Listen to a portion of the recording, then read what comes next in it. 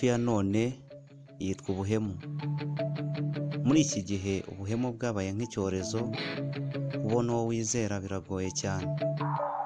Buri muntu wese aba ashakisha uwo yakwizera, yabwira amabanga ye yose, yabwira ibimugoye kugira ngo amufashe.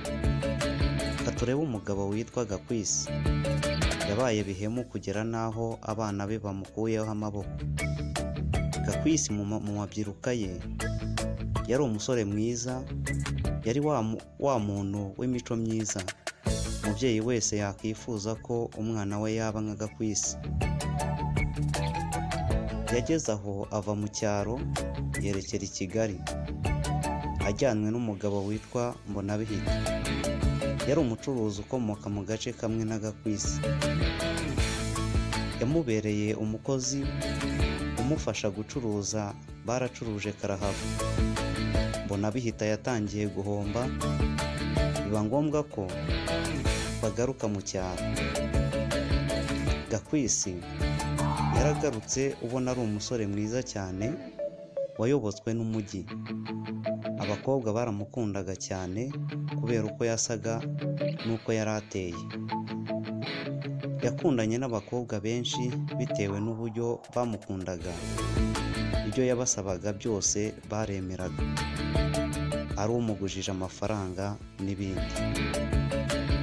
Mu bakobwa yakundanye nabo bose uko bari abakobwa babiri, bamukunze by'intangarugero, bumvaga batanga ibyabo byose bakabana.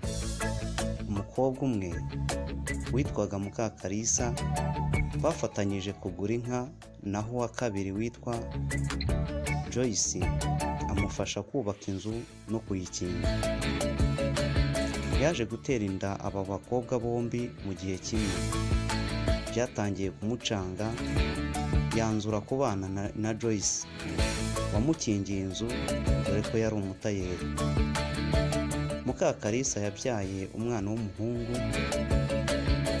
Yatangiye kumenya ubuzima bwe n'ubw'umwana we. Gakwisi icyo gihemu cyaramukurikiranye kigera no muri rubanda. Wamuhaga amafaranga ntayaguhe, ukamera nk'aho mugabiye. Nta muntu n'umwe utaruzi ubucaku.